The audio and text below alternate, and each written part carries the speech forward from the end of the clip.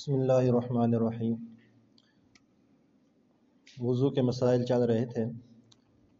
وضو کی سنتیں، وضو کے اندر سنت کام کون سے ہیں؟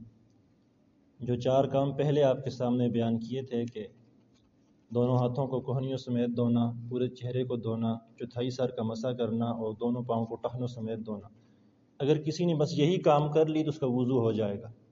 یہ تو نفس وضو آپ کا ہو جائے گا، بس یہ 4 کام کرنا، اور کچھ بھی آپ نہ کریں، یہی 4 کام پورے کر لیں تو آپ کا وضو، فرض وضو ادا ہو جائے گا۔ لیکن اس کے اندر کچھ اعمال ایسے ہیں جو حضور نبی کریم صلی اللہ علیہ وسلم کی سنت ہیں، فرائض تو نہیں ہیں، سنت ہیں۔ اور سنت کا حکم آپ کو پتہ ہے کہ اگر سنت چھوٹ جائے تو ثواب بھی تو کمی آتی ہے، لیکن اس کے عمل پر کوئی فرق نہیں پڑتا، اس کے وہ ادا ہو جاتا ہے۔ سنت میں سب سے پہلی سنت ہے نیت کرنا۔ تو دل کے اندر ایک ارادہ ہو کہ میں وضو کرنے کے لیے جا رہا ہوں، تو یہی نیت ہوتی ہے، زبان سے کوئی الگ الفاظ نہیں ہوتے۔ دوسرے نمبر پر کیونکہ اچھا کام ہے تو ہر اچھے کام کو شروع کرنے سے پہلے بسم اللہ الرحمن الرحیم پڑھنا، یہ بھی سنت ہے، تو وضو سے پہلے بسم اللہ پڑھنا بھی سنت ہے۔ دونوں ہاتھوں کو کلائی تک دھونا، یہاں تک دھونا، یہ جو ہم شروع میں ہاتھوں کو دھوتے ہیں یہ سنت ہوتا ہے، جو بعد میں ہم کوہنی سمیت دھوتے ہیں وہ فرض ہے۔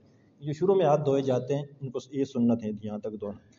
اس کے ساتھ ہے پھر مسواک کرنا۔ مسواک کرنا بھی نبی علیہ الصلوۃ والسلام کی سنت، اور یہ ایسی سنت ہے، نبی علیہ الصلوۃ والسلام نے فرمایا کہ مجھے اگر اپنی امت پر مشقت کا خوف نہ ہوتا تو میں مسواک کو ہر وضو کے لیے لازم قرار دے دیتا۔ یہ بہت زیادہ فضیلت کی حامل ہے۔ 3 بار کلی کرنا، اور اگر روزہ نہ ہو تو پھر غرارہ کرنا، یہ بھی نبی علیہ الصلوۃ والسلام کی سنت ہے۔ اور اس کے ساتھ ساتھ دائیں ہاتھ کے ساتھ کو پانی، جو کلی کرنے کے لیے پانی ڈالا جائے گا یہ دائیں ہاتھ کے ساتھ ڈالا جائے گا، اور ناک کے اندر پانی بھی دائیں ہاتھ کے ساتھ ڈالا جائے گا۔ ناک کو جھاڑنا بائیں ہاتھ کے ساتھ، یہ بھی سنت ہے۔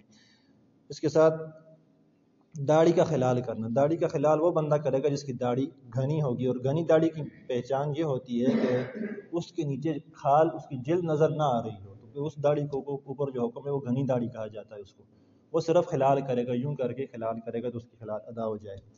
لیکن جس کی داڑھی سے نیچے کھال نظر آتی ہے تو اس کے لیے دھونا فرض ہے، اس کو بار صورت نیچے تحت اس کے جو جلد ہے اس تک پانی پہنچانا ضروری ہوگا۔ اس کے ساتھ ہر عضو کو 3 بار دھونا، یہ بھی سنت ہے۔ اگر ایک بار میں نے شروع میں کہہ دیا کہ اگر آپ نے ایک بار وہ 4 اعضاء دھو لیے تو آپ کا وضو ہو جائے گا، لیکن ہر عضو کو 3 بار دھونا یہ سنت سے ثابت ہے۔ پھر چوتھائی سر کا مسح کرنا فرض ہے، اور پورے سر کا مسح کرنا یہ سنت ہے۔ اتنا مسح اگر آپ نے کر لیا تو آپ کا فرض ادا ہو جائے گا، لیکن سنت یہ ہے کہ آپ پورے سر کا مسح کرنا، پورے کے پورے سر کا۔ اور اس کے ساتھ کانوں کا مسح کرنا بھی سنت سے ثابت ہے۔ ترتیب کے ساتھ وضو کرنا۔ اگر کوئی بندہ یوں کرتا ہے کہ پہلے گیا اس نے پاؤں دھو لیے، پھر اس نے کلی کر لی، تو بے ترتیبہ وضو کیے تو وضو ہو جائے گا، یہ نہیں کہ وضو نہیں ہوگا، لیکن ترتیب کے ساتھ وضو کرنا یہ سنت ہے۔ اور یہ سنت کی اہمیت ہے، نبی علیہ الصلوۃ والسلام کی یہ سنتیں جو وضو کے اندر آپ کے سامنے بیان کرنے کا مقصد یہ ہے کہ دیکھیں ہم کام تو یہ روزانہ کرتے ہیں، یہ کام ہم وضو سے پہلے کرتے تو ہیں، لیکن ہمارے ذہن کے اندر یہ ایک نقشہ ہو کہ ہم نبی علیہ الصلوۃ والسلام کی سنت کو زندہ کریں۔ 14-15 سنتیں بنتی ہیں وضو کی، اور فتنے اور فساد کے دور میں نبی علیہ الصلوۃ والسلام کی ایک سنت کو زندہ کرنا 100 شہیدوں کا ثواب ملتا ہے۔ تو کوئی بندہ اگر اس نیت کے ساتھ کرے کہ جی میں نبی علیہ الصلوۃ والسلام کی سنتوں کو زندہ کر رہا ہوں تو اس کا ثواب بھی بڑھ جائے گا۔ اللہ تبارک و تعالیٰ عمل کرنے کی توفیق۔